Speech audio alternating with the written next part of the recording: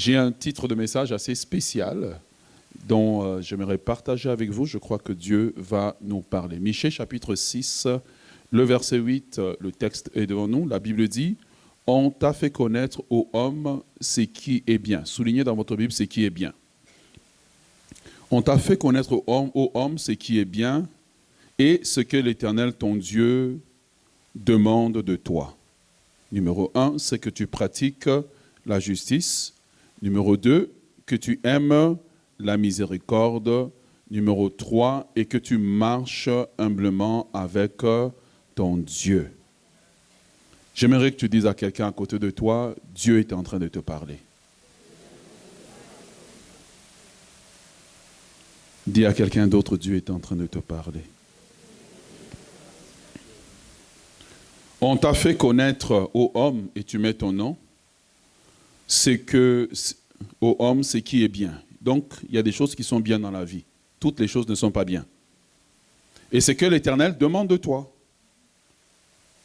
Tu vois, le texte nous introduit dans la vie chrétienne pratique. C'est que tu pratiques la justice, que tu aimes la miséricorde et que tu marches humblement avec ton Dieu. Alors, j'aimerais intituler le message de ce matin « Les anti-humilités ». Alors, pour cela, il faut développer trois choses. Et je vais m'attarder sur la troisième. La première chose qu'il faut prier Dieu de développer, c'est de développer la sagesse. La Bible dit que la sagesse parle et dit « Par moi, les rois règnent et les princes ordonnent ce qui est juste. » Amen. Et donc, lorsque tu développes la sagesse, tu régneras dans la vie. Tu vas régner sur tes problèmes. Tu vas régner sur tes circonstances. Ce qui est triste, c'est de voir quelqu'un qui a l'air âgé, qui a l'air expérimenté, mais qui a comme zéro sagesse. Et il faut prier pour développer la sagesse, car la sagesse nous montrera comment prendre des bonnes décisions, comment bien diriger notre vie. Et la Bible dit dans Proverbe que par moi, le roi règne. Le roi ne règne pas par la force, le roi ne règne pas par la puissance, il ne règne pas par le jeûne et la prière, mais il règne par la sagesse. Et il est étonnant de voir quelqu'un qui se lève chaque matin, chaque 5 heures du matin, il est à la prière, dans la ligne de prière. Mais quand tu regardes comment il gère son couple, tu dis, mais peut-être il faudrait mieux continuer à dormir. Pourquoi? Parce que tu as zéro sagesse. Amen. Donc la sagesse nous permet de régner dans la vie. La sagesse nous permet de solutionner des problèmes compliqués. Parce que la vie nous amène des problèmes compliqués. Lorsque tu es un enfant, tu sais, c'est noir et puis c'est blanc. Au plus tu avances dans la vie, le gris s'ajoute. Quand tu arrives à un âge très avancé, ça devient un arc-en-ciel. Toutes les couleurs se mélangent. Pourquoi? Parce que tu peux avoir un problème dans lequel toutes les solutions sont mauvaises. Et donc, tu essaies de choisir la moins pire. La vie, elle est comme ça. Est-ce que vous êtes avec moi? Ainsi, la deuxième des choses qu'il faut prier Dieu et qu'il faut développer afin d'éviter justement dans la vie de tomber dans une certaine forme d'esclavage, c'est prier Dieu pour développer le contentement. Le contentement, c'est ce qui a permis aux chrétiens d'autrefois d'accepter pour un moment lorsqu'ils n'avaient pas quelque chose. Par le contentement est l'anti-convoitise. Ah ouais, le contentement est l'anti-convoitise. Le contentement est l'anti-jalousie. Parce que comment tu fais lorsque tu es là et que tu vois d'autres personnes qui ont mieux que toi? D'autres personnes qui sont plus beaux que toi. La vérité, c'est que tu te crois la plus belle. Non, tu n'es pas la plus belle. Il y a plus beau que toi, il y a plus grand que toi, il y a quelqu'un qui aura toujours plus que toi. Tu n'es pas aussi terrible que tu penses. On le sait, mais on ne te le dit pas. Est-ce que tu es avec moi? Et donc, par le contentement, je peux accepter pour un moment d'avoir un revenu un peu plus faible.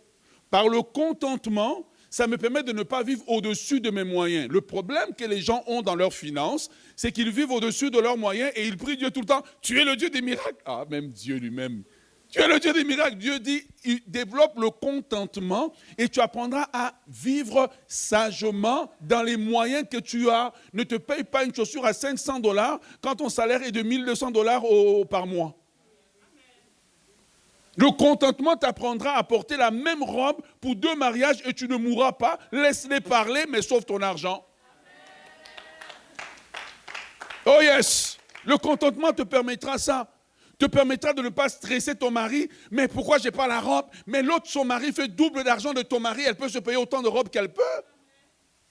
Le contentement fera que, mais oui, on ne peut pas se payer des vacances, je ne sais pas moi, en Espagne, à tel endroit, ben on va aller à Montréal-Plage. On va aller, voilà, on va à la Montréal-Plage, on va là en vacances, je ne sais pas moi, dans tel coin, on va juste rester là 24 heures parce qu'au bout de 24 heures, on ne pourra pas le supporter financièrement. Le contentement fait que tu vis heureux dans ton mariage.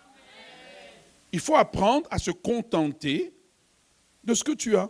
Le contentement était le problème d'Akan. Akan ne pouvait pas se contenter de l'imitation que Dieu avait posée.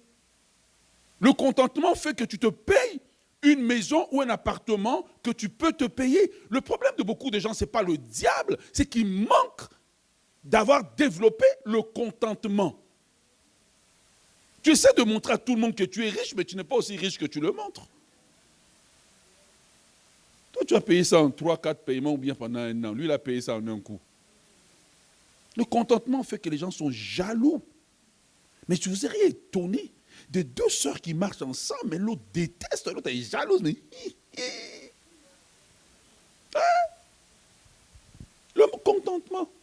Tu vois, quand Michée dit, quand Dieu dit dans Michée que tu pratiques la justice, une des façons de pratiquer la justice, c'est dans le contentement.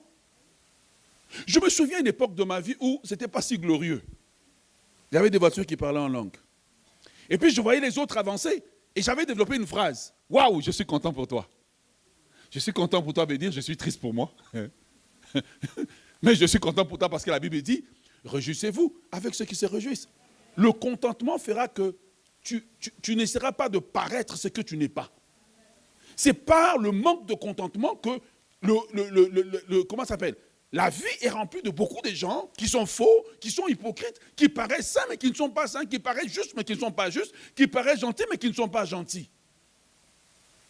C'est la raison pour laquelle tu vas voir une soeur, quelque chose de bon lui arrive, elle ne dit pas à ses amis, jusqu'à la veille du mariage. Alléluia. Dis à ton voisin, c'est bon. Le contentement.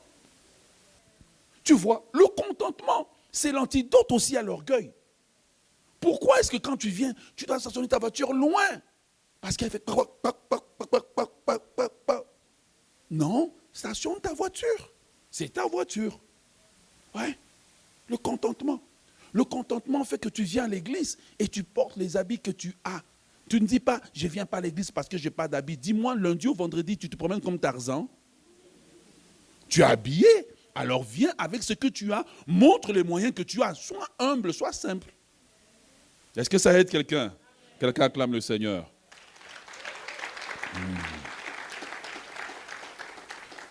La troisième chose, et j'appelle ça les 3 trésors. Les 3 trésors de la vie. Lorsque tu les développes, tu vas être bien. Les 3 trésors. Troisième chose. Et tu vois, les problèmes même qu'on a dans nos couples, sont liés à ce que je parle ce matin. Le contentement. Tu sais que ton mari ne peut pas se le payer. Pourquoi tu le tortures?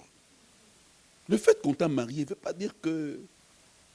tu tortures l'enfant d'autrui. Tu vas parler à minuit. Tu te réveilles à 3 h du matin, tu vas parler. À 5 h du matin, il pensait que tu allais prier, tu vas encore parler. Et le mari... Seigneur, rends la muette. Seigneur, rends le muet. Ouais, contentement. Dans la vie, il y aura toujours quelqu'un qui va te dépasser. Ne t'inquiète pas, quelqu'un va te dépasser. Je vais te dire un secret. Je ne suis pas le meilleur prédicateur, il y a meilleur que moi. Ah oui. Et peut-être dans la salle, il y a quelqu'un que Dieu est en train d'élever qui est meilleur que moi. Donc je dois me contenter. Me contenter, c'est accepter le style que Dieu m'a donné dans la prédication. Ce n'est pas tout le monde qui l'a. Me contenter, c'est ça. Troisième des choses. Là, je suis en train d'introduire seulement. Troisième des choses. Développer l'humilité. Développer l'humilité. Ne te prends pas plus que ce que tu es. Développer l'humilité. L'humilité, la Bible nous dit qu'avant la ruine, le cœur de l'homme s'élève, mais l'humilité précède la gloire. 1 Pierre chapitre 5, le verset 6 nous dit « Humiliez-vous donc sous la main puissante de Dieu, afin qu'il vous élève au temps convenable. » Donc quand tu n'as pas l'humilité, tu auras beau travailler dans ta vie, faire tout ce que tu veux, tu ne vas pas avancer. Le problème de beaucoup de gens, ce n'est pas le diable, c'est des gens qui sont imbus, remplis d'eux-mêmes, mais qui vous donnent une apparence d'humilité. Mais Dieu voit les cœurs, tu peux tromper ton patron, tu peux tromper ton pasteur, mais tu ne peux pas tromper Dieu. Jacques chapitre 4, le verset 6. La Bible nous dit, il accorde au contraire une grâce plus excellente. C'est pourquoi il est écrit, Dieu résiste aux orgueilleux, mais il fait grâce aux humbles. Donc une des choses qui se passe lorsque tu es orgueilleux, et on va rentrer maintenant dans la matière, c'est que ce n'est pas le diable qui te résiste, c'est Dieu.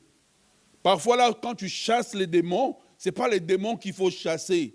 C'est Dieu qui est en train de te résister, parce qu'à chaque fois que Dieu voit un orgueilleux, il voit Lucifer, et comme Lucifer lui avait laissé un mauvais souvenir là, Dieu résiste. Et j'aimerais nous inviter ce matin à apprendre à développer l'humilité. Beaucoup de gens, lorsque tu lui demandes, est-ce que tu es humble, il va te dire oui. Maintenant, nous allons voir les anti-humilités, et chacun va se mesurer par rapport à l'anti-humilité. Alors je demande, si vous êtes venu en famille, il ne faut pas regarder tes enfants. Si vous êtes venu en couple, il ne faut pas regarder ta femme, il ne faut pas regarder ton mari. Il ne faut pas lui dire c'est pour toi. Est-ce que vous me promettez? Il y a eu quelques personnes. Hein? Bien-aimés, Jésus a dit que si nous voulons entrer dans le royaume de Dieu, nous devons devenir comme des enfants. N'est-ce pas?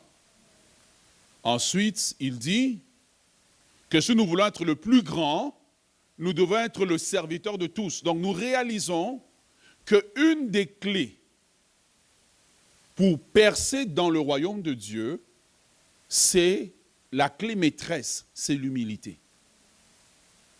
C'est pour ça que la Bible dit, ce n'est ni par la force, ni par la puissance, mais par mon esprit. L'esprit de Dieu est un esprit d'humilité.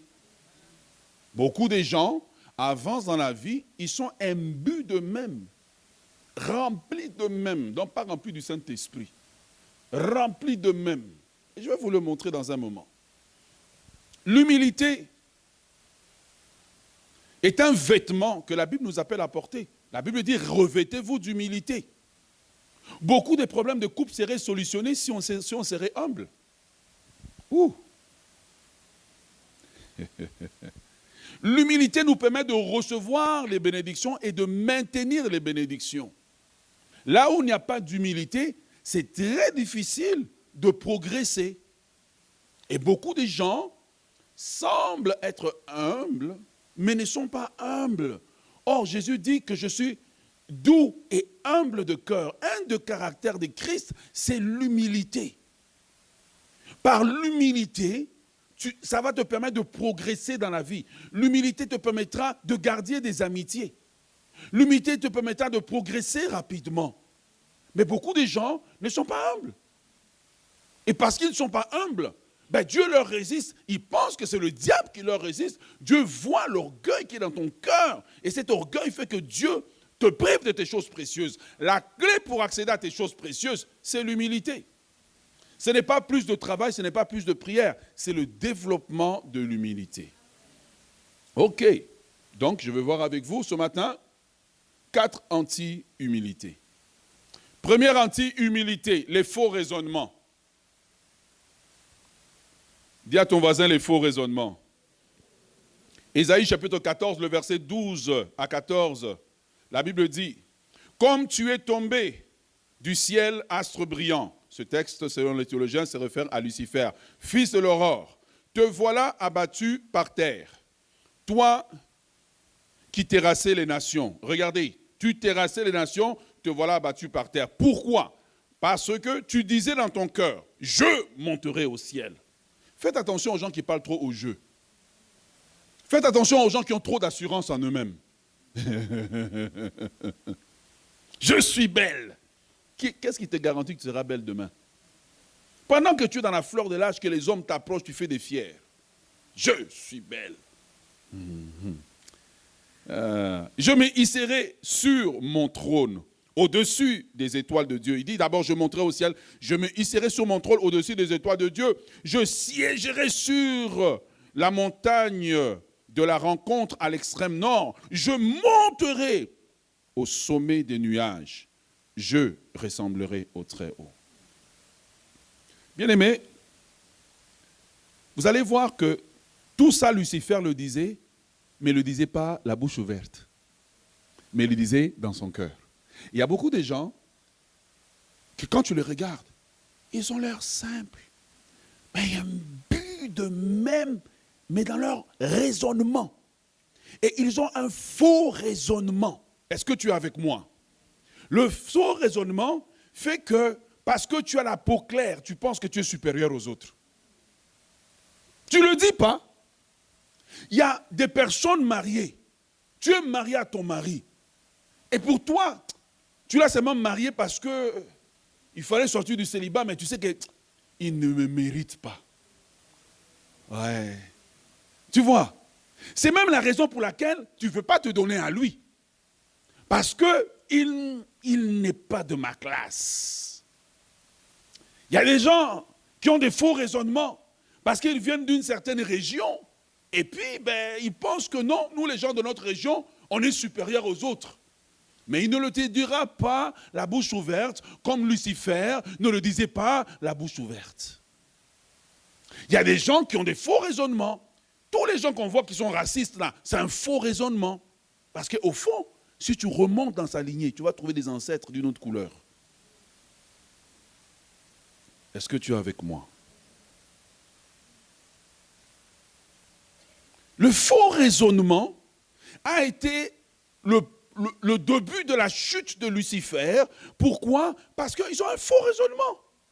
Les gens leurs têtes sont remplies de faux raisonnements par rapport à eux-mêmes. Et c'est ce qui fait qu'à un moment donné, en fait, ça devient la source et la racine de l'orgueil. Quand tu as des faux raisonnements et que tu es marié, tu auras du mal à résoudre le conflit. Ce qui fait que les gens ne peuvent pas aller régler un conflit tranquillement. Vaut mieux avoir la paix et garder ton couple que d'avoir raison et tu perds ton couple. Les faux raisonnements. Pourquoi? Parce que tu es rempli. Lucifer était rempli de lui-même. C'est pour ça que Dieu résiste aux orgueilleux. Parce qu'il sait que s'il ne te résiste pas, la fin, ça va être ta ruine. Et pour te sauver, Dieu te résiste. Les faux raisonnements. Les faux raisonnements. Il fut une étape de ma vie, j'avais beaucoup de faux raisonnements. Ah ouais. Tu veux savoir lesquels? Les mêmes que toi. Les faux raisonnements. Les faux raisonnements. On est meilleur que les autres. On est meilleur. On est meilleur que telle tribu. On est meilleur que telle race. On est meilleur que telle famille. On est meilleur que telle église. Lucifer n'a pas compris que tout ce qu'il avait, c'était la grâce de Dieu. Oh yes. Il n'a pas compris que tout ce qu'il avait, c'est la grâce de Dieu. Les faux raisonnements. Si ma peau est plus claire, c'est parce que je suis. Non, tu n'es rien. Si j'ai une grande taille, c'est parce que je suis. Si j'ai mon travail, c'est parce que j'ai un diplôme. Mon frère, tu sais combien de personnes ont le même diplôme que toi et chôment? Ah oui. Ah oui. Ce n'est ni par la force que celui qui se glorifie dans le Seigneur. Et les gens sont pleins de faux raisonnements. Un jour, Dieu m'a accosté, il me dit, les résultats que tu as à l'église, c'est ma grâce. Ce n'est pas parce que tu pries, ce n'est pas parce que tu jeûnes, ce n'est pas parce que tu enseignes, c'est ma grâce. Le mariage que tu as, c'est la grâce. Ouais, la mauvaise femme que tu ne veux pas, là, d'autres personnes la veulent, elles ne peuvent pas l'avoir, toi tu l'as. Combien sont assis? Tu ne me mérites pas. Qui ne te mérite pas, dis-moi? Comment tu es arrivé à être imbu de toi-même à ce niveau-là? Comment tu es arrivé à être plein de toi-même? Mais on te regarde. Oh, gloire à Dieu. Le Seigneur est merveilleux. Oh, mais dans ta tête, tu es imbu. La raison pour laquelle tu vois des gens, on va ouvrir les entretiens, ils ne viennent pas. Je ne fais pas qu'on sache. Parce que tu es imbu de toi-même. Quelqu'un qui est imbu de toi-même, de lui-même, ne comprend pas qu'il a besoin de l'aide, parfois même du plus faible.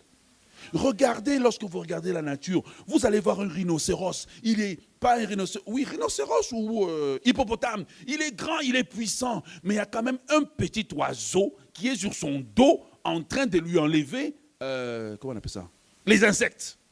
Parce que tu peux être l'homme le plus puissant, la femme la plus connaisseuse, mais il y a des choses que tu ne peux pas faire toi-même.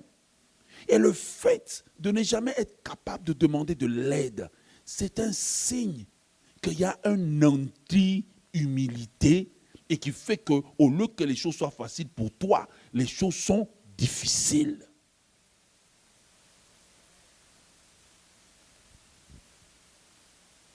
Ça va? Le Seigneur est bon. Ok. Numéro 2. Deuxième anti-humilité. L'incapacité d'imiter quelqu'un.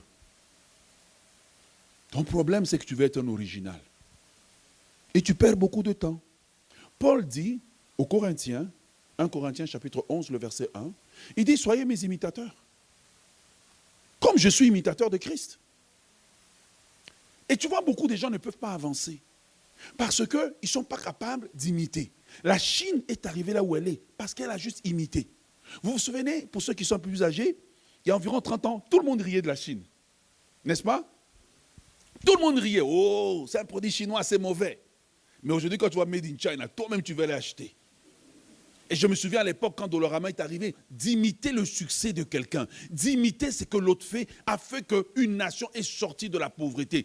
Les nations qui sont imbues d'elles-mêmes ne peuvent pas imiter les autres. Les gens qui sont imbus d'elles-mêmes ne peuvent pas imiter. Je t'appelle ici, je te dis, prêche, imite-moi. Il y a quelque chose que je fais qui marche. Prêche comme moi. Ne dis pas, son style est trop, c'est le style qui marche ici. Imite. Parce que moi-même, en grandissant, j'ai imité le docteur. Jusqu'à un moment donné, mon originalité est sortie. Imite. Apprenez à imiter comme un enfant. Un enfant apprend une langue rapidement parce qu'il est capable juste de répéter sans réfléchir. Imite ton boss. Imite. La capacité d'imiter est un signe d'humilité. La capacité de ne pas imiter, ne pas apprendre par imitation. Tu veux être un original partout. Non, apprends à être une photocopie avant d'être un original. Je vais les répéter. Apprends à être une photocopie. Il y a une chose, je vais vous dire. Je lis extrêmement lentement. Mais je lis tout le temps. Extrêmement lentement. Donc, un livre que toi tu fais en 4 heures, moi je le fais en 1 semaine. Tu sais pourquoi? Toi tu lis des mots, moi je mange le livre. J'absorbe le livre, j'écris dans le livre, je souligne dans le livre. J'essaye de voir quelle est la pensée de l'auteur, comment je peux le résumer. Pour qu'à un moment donné, je ne prêche pas ce que j'ai médité jusqu'au bout. Je prêche, mais dans le bout de ce que j'ai, il y a un morceau de son sermon de ce matin, il y a un morceau d'un tel. Tout vient ensemble. Pourquoi? Parce que Dieu est en train de me mouler d'une façon ou d'une autre. Je vous en prie, si vous voulez progresser, apprenez à imiter. Je vous appelle à la citadelle, imitons les autres églises. Imitons.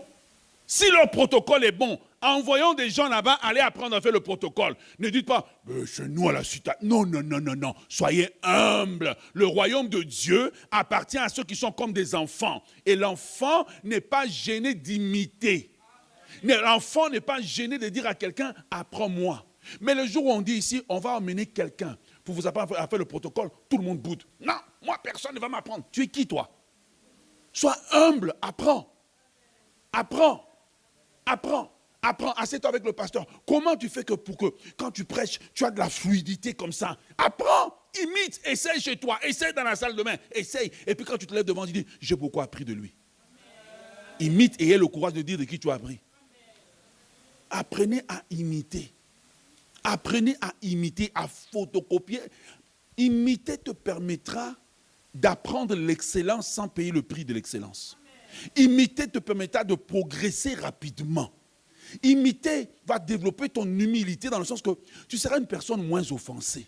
Quand j'ai dit ici, imite-moi dans la prédication, tu peux être là, il est orgueilleux. Je ne suis pas orgueilleux, je te dis la vérité.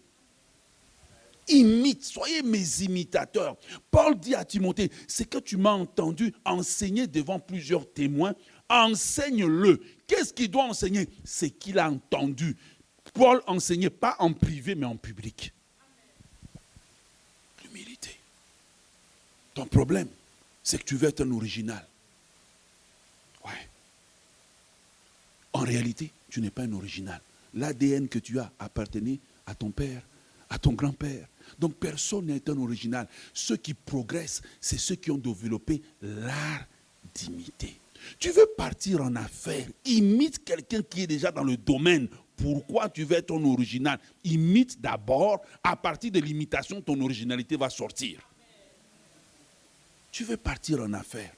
Vous ne savez pas, vous, dans votre couleur de peau, donner le service à la clientèle. Va quelque part, travaille pour eux pour imiter. Regarde quand un Chinois arrive quelque part, il se fait d'abord employer. Il va étudier votre système. Il va en Afrique, il vous étudie. Apprenez à imiter. Apprenez à imiter.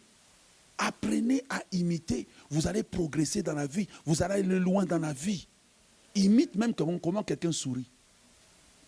Imite, imite. Imite pour rattraper le retard dans la vie. Les nations qui ont imité, ils ont rattrapé le retard. Quand les compagnies comme Hyundai et les autres sont venus, écoutez, tout ce qu'ils avaient, la carcasse et tout là, tout ce qu'ils avaient de eux, c'était juste le carcasse du, comment on appelle ça, le châssis, comment on appelle ça, la fer en métal, la carrosserie, le moteur. Parfois ils allaient prendre le moteur de Mercedes. Ouais. Ou bien le moteur d'Opel, on met dans la voiture, mais tout l'extérieur, c'est juste tout ce qu'ils savaient faire. Jusqu'au temps où ils ont maîtrisé l'art de faire des moteurs. Notre problème à nous, nous sommes trop rigides et trop remplis de nous-mêmes pour imiter. Ah oui. Je ne suis pas gêné de prendre un bon message que quelqu'un a prêché, puis je le reprêche mieux que lui. Oui, oui. Je le reprêche et le feu de Dieu tombe. Parce que j'imite. Dieu me fait grâce, il dit, tu es humble. C'est que tu as entendu. Quand j'ai prêché, je te laisse prêcher. Prends le point numéro 1 que j'ai prêché, prêche-le mieux que moi. Ne sois pas un original. Sois humble. Quand tu vas quelque part, sois humble. Étudie le système et imite. C'est pour ça que tu vas voir que quand tu as voyagé ici, tu es venu au Québec, ton enfant n'a pas de problème d'intégration parce que lui, il imite.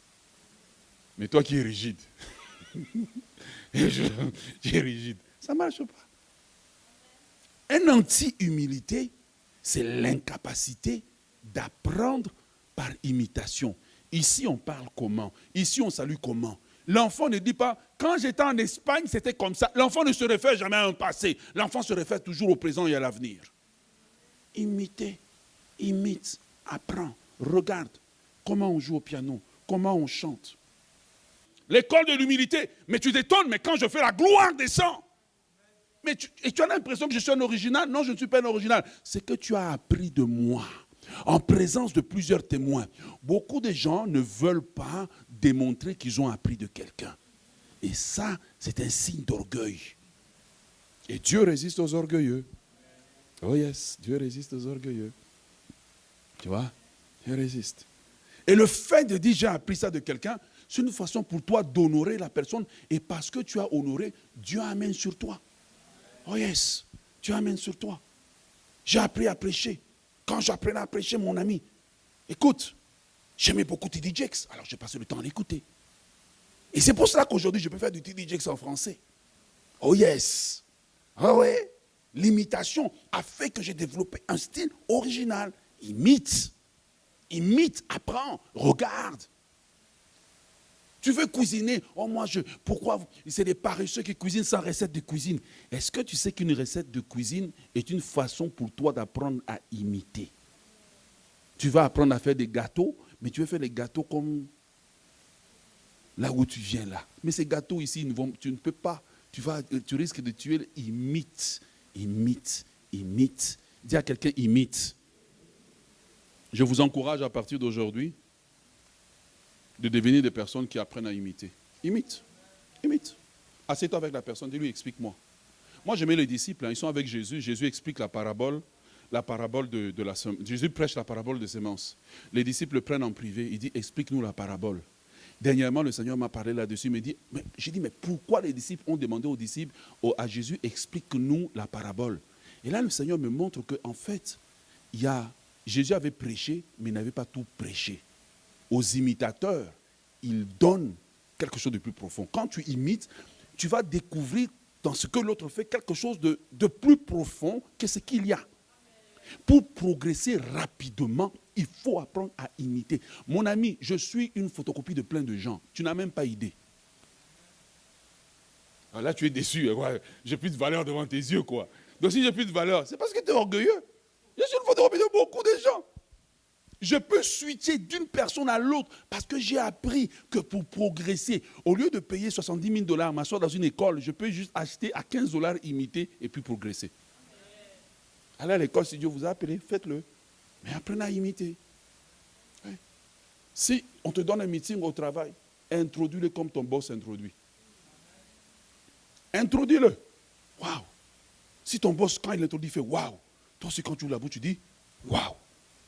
Là, ton boss va dire, oh. Ah oui, je vous livre le secret. Dieu résiste, la vie résiste aux orgueilleux. Imite. Si quand ton boss, il ouvre, il fait une blague, toi aussi quand tu ouvres, fais une blague. Oh non, ça c'est s'abaisser. D'où je viens, le boss doit être dur. Ok, tu n'auras jamais de promotion. Imite. Observe, imite. Prends des notes et améliore le système. Ok. Numéro 3. Troisième anti-humilité. Est-ce que ça nous aide? Ok. Troisième anti-humilité, ce qui fait que les gens n'accèdent pas aux choses précieuses. Je retourne en disant, quand je commençais à imiter, l'onction a commencé à venir sur moi. Un jour, je me souviens, j'ai mis la cassette d'un homme, la vidéo d'un homme de Dieu. Et puis, j'ai regardé plein de fois, Parfois, je mets, ça joue et puis je dors. Ça joue, je dors par terre pendant que ça joue. Je ne regarde même pas. Ça joue, je dors. Un jour, je monte sur la plateforme ici. Je dis, Seigneur, j'honore tel homme de Dieu pendant que je monte. Oh, mais comment vous avez chuté ces dimanches-là, mais vous ne savez pas. Oh yes! Je vous le dis parce que ça marche. Troisième anti-humilité, c'est refuser de recevoir une réprimande. Ah oui, c'est refuser de recevoir une réprimande. Donc toi, personne ne peut rien te dire. Surtout ton mari ou ta femme. Moi, on ne me parlera pas comme ça. Tu es qui?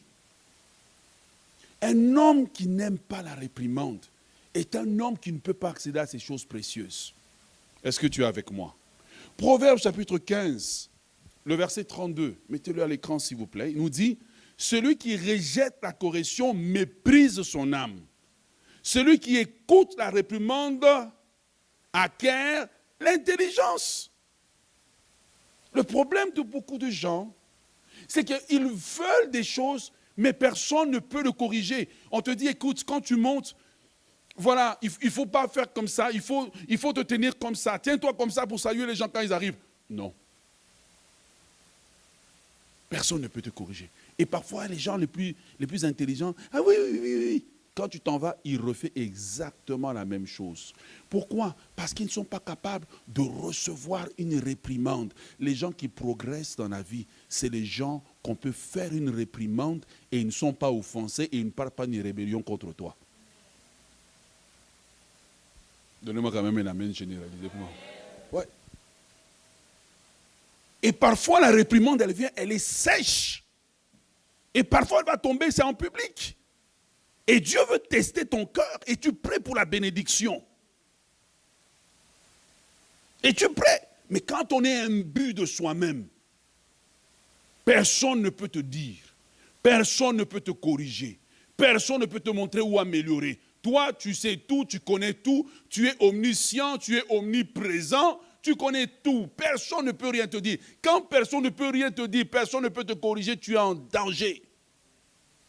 Ouais. Tu es en danger. Il faut avoir le cœur qui est ouvert à la réprimande. Quelqu'un qui te réprimande, c'est quelqu'un qui t'aime. Quelqu'un qui te réprimande, c'est quelqu'un qui t'aime. Tu sais, personnellement, quand j'ai réprimandé quelqu'un, puis il est resté calme, il m'a écouté, puis je n'ai pas senti dans ton cœur, c'est-à-dire, mais il m'a écouté, j'ai un grand respect pour la personne. Parce qu'il nous arrive tous de punir ton enfant, et l'enfant qui a accepté que maman m'a corrigé, papa m'a corrigé, et l'enfant qui, comment on dit en français, en anglais on dit bend, comment on dit, s'incline. Cet enfant-là, tu vas voir que tu lui donnes un meilleur traitement, vrai ou faux? Parce qu'il s'est incliné à la correction, bien que la correction était difficile, mais c'est la même chose pour Dieu. Tu penses que Dieu, pour te corriger, il va envoyer des anges, il va venir lui-même. Dieu utilisera ton pasteur, Dieu utilisera les gens autour de toi, Dieu utilisera quelqu'un qui te dira, la façon dont tu t'es habillé, on ne s'habille pas comme ça. Ouais, tu m'as bien entendu. Il faut que quelqu'un te dise, ce que tu fais là, ça ne se fait pas. Ce que tu fais là n'est pas correct. Le cœur qui acquiert la réprimande acquiert l'intelligence, acquiert la sagesse. Tu sais, parfois il arrive qu'on a parlé à une sœur. Non, fais pas ça comme ça. Tu sais, quand la sœur là, elle corrige. Quand un jeune homme vient, tu es la première que je recommande. Il dit, frère, il faut aller là-bas, il ne te donnera pas la vie difficile. Il faut que quelqu'un te le dise pour que ça te sauve la vie. C'est la raison pour laquelle tu n'as pas de promotion au travail. Parce que tu n'aimes pas la réprimande. Oui. C'est comme ça que les gens n'accèdent pas aux choses précieuses que Dieu a pour eux. C'est pour toi, mais tu ne peux pas parce que tu n'as pas la maturité de recevoir une réprimande. Quelque chose qu'on t'a dit, tu dis, d'accord. Oui, ça fait mal. Et puis, oui, ça fait mal. Oui, on ne t'a pas dit à l'endroit où il fallait. Oui, on ne t'a pas dit comme tu voulais, mais au moins on te l'a dit. Accepte. Il ne faut pas toujours, tu es comme un œuf. Toi, il faut bouillir la température à 15 degrés. Et puis incliner à 27 degrés. Non, non, non, non, non. Je voudrais vous encourager. Madame, permets à ton mari de te dire les choses. Quand on te dit, il ne faut pas être fâché, vous comprenez ce que je veux dire, pendant 2 semaines. Chômage technique. Monsieur, permets à ta femme de te dire, l'heure à laquelle tu rentres, ce n'est pas bien. Non, fâché, une femme ne peut pas me parler comme ça. Mais c'est comme ça que tu ne progresses pas. Il faut que quelqu'un soit capable de te parler, de te faire une réprimande, te dire, ce que tu as fait, ce n'est pas bien, ne le fais plus jamais. Tu n'es pas mon père. Tu n'es pas mon père. Moi, mon père ne m'a jamais parlé comme ça. Mais il aurait dû te parler comme ça. Ça t'aurait sauvé. Le cœur qui refuse la réprimande. Beaucoup de gens aujourd'hui qui ne servent plus à l'église, c'est parce qu'on les a réprimandés. Oh, mes horaires du travail ont changé. Pour le moment, je vais m'asseoir. Hypocrite. C'est parce qu'on t'a réprimandé. C'est parce qu'on t'a réprimandé. J'ai envoyé un de mes enfants dans un département ici à l'église. Ah, mais je ne connais pas. J'ai dit, va, apprends, adapte-toi. Mais, j'ai dit, maman, papa, la discussion est finie. Je te veux là, va faire ce que je te demande. Quand cette personne s'en va et fait, est-ce que vous pensez que ça ne me donne pas envie d'avoir cette personne proche de moi? Il ne faut pas être dans la vie comme un porc-épic. On ne sait pas par où te prendre. Tu es tellement hypersensible. Tu es un blessé éternel. On ne sait pas par où te prendre. Non, accepte que quelqu'un soit capable de te dire la chose telle qu'elle est. On ne peut pas toujours mettre des gants pour tout. Parce qu'à un moment donné, à force de mettre des gants, tu ne sais même pas qu'est-ce qu'on... On ne sait même plus de quoi on parle. Quelqu'un t'assied pour dire, écoute, ça. Et on te l'a dit, oui, c'est vrai. Écoute, excuse-moi, je vais corriger. Si tu as cette attitude à l'église, tu l'auras au travail. La plupart des gens là, s'il n'y avait pas de syndicats, ils seraient au chômage. Dimanche, tu les vois les mains levées. Mais dans la semaine, c'est des mauvais employés. Des employés méchants. Et la façon d'accéder aux choses précieuses, c'est pour nous, bien-aimés dans le Seigneur, d'être capables de recevoir une réprimande. La réprimande, elle vient et elle touche le fond de nous. Et si après une réprimande, tu marches dans l'offense, c'est que tu as besoin que Dieu travaille encore ton cœur. Oh yes. J'ai suivi le docteur. J'ai été réprimandé parfois en public. Oh yes! Parce que j'ai survécu, me voici devant vous. Et toi, on ne peut rien te dire. Moi, je te dirai. Je préfère même te dire, tu quittes, mais au moins quelqu'un te l'a dit. Tu arrives en retard, on ne peut rien te dire. Toi, tu es qui? Tu es Dieu. Non, il faut que quelqu'un soit capable de te dire, pas comme ça. Il faut que quelqu'un te dise, non ma fille, comme ça c'est pas bien. Comme ça là, tu vas avoir des problèmes dans ton mariage. Il ne faut pas. On ne répond pas sèchement. Quelqu'un capable de te réprimander, il dit, le jeune homme t'a approché, tu n'étais pas d'accord intéressé, mais est-ce que tu étais obligé de l'humilier? Va lui demander pardon, il ne fait plus jamais ça. Oui, je vais y aller. Incline-toi. J'aime ça quand c'est silencieux. Numéro 4, et nous terminons là ce matin.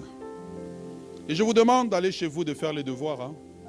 Le but, ce n'est pas qu'on tape des mains, le but, c'est qu'on change. Numéro 4. Quatrième anti quoi? Je vais vous entendre tout. Quatrième anti quoi? Pour le moment, tu t'es retrouvé dans combien?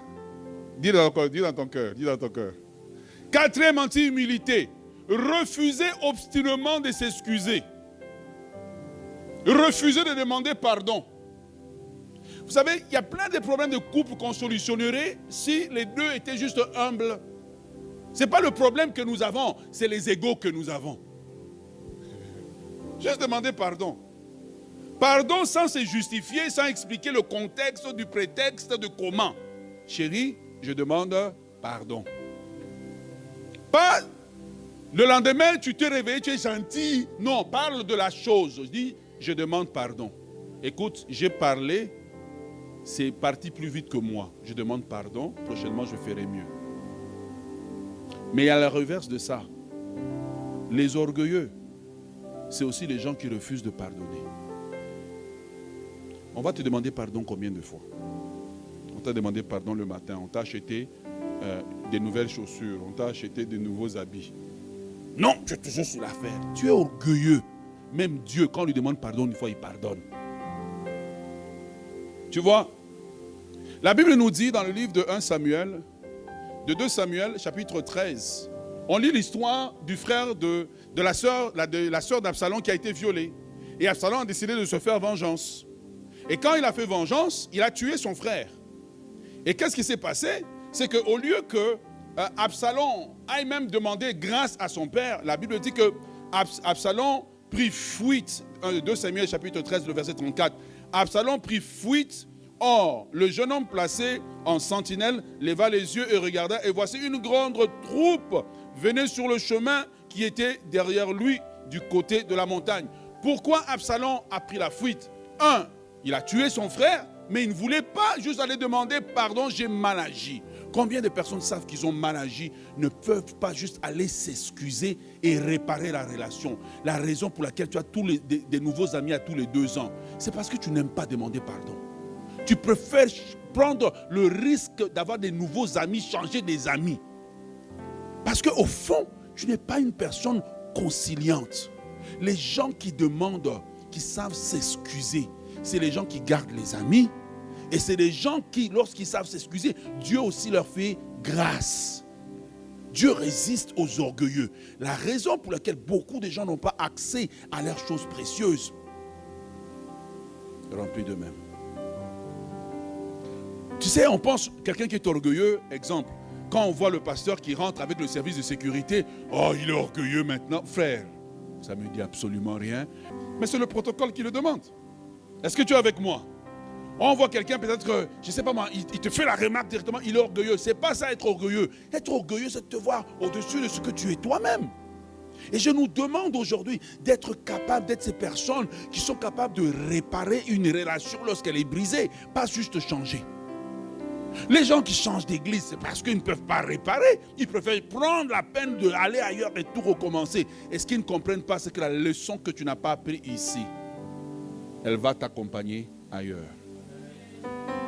Les anti-humilité. L'humilité. La Bible dit, humiliez-vous devant Dieu. Ça veut dire que nous pouvons faire l'effort de nous humilier. Faire l'effort de réparer. Faire l'effort de s'asseoir. Ah ouais. Le mot pardon est un mot qui ouvrira beaucoup de portes dans votre vie. Le mot pardon est le mot qui va réparer votre mariage. Le mot pardon est le mot qui va réparer votre famille. Le mot pardon est le mot qui va arranger beaucoup de choses dans votre vie. Un mot simple, mais qui va arranger lorsqu'il est dit avec sincérité de cœur. Vous avez des choses précieuses pour y accéder. Je vous en prie. Apprenez à ne pas avoir une trop haute opinion de vous-même. Apprenez à ne pas avoir de faux raisonnements. Il y a des faux raisonnements qu'on apprend, même des tribus auxquelles on appartient. Notre langue est meilleure, c'est la langue du ciel. Quelle langue du ciel? Tu as été au ciel, toi? Oh, nous sommes les d'Afrique ou les d'Haïti ou les de... Non. Sois humble. 2. Apprenez à imiter. Par l'imitation, vous parvenez à la perfection plus rapidement. Est-ce que tu es avec moi? 3. Apprenez à accepter la réprimande. Apprenez que quelqu'un vous dise non, là tu as mal fait, c'est pas bien. Et tu sors de là le cœur léger et tu remercies même que quelqu'un t'a dit la vérité. Parce que beaucoup de gens autour de toi ne te diront pas la vérité. Mais quand tu pars, non, te diront. Tu arrives vraiment, tu as amené un garçon. On te dit le garçon là, il n'est pas bon pour toi, casse la relation. Et puis tu t'en vas, et puis tu casses. 3. Apprenez à vous excuser. Apprenez à demander pardon. Personne n'est jamais mort parce qu'il a demandé pardon. Au contraire, les gens ont reçu des bénédictions, des grâces et des grandes choses. Est-ce qu'on peut se lever dans la présence de Dieu?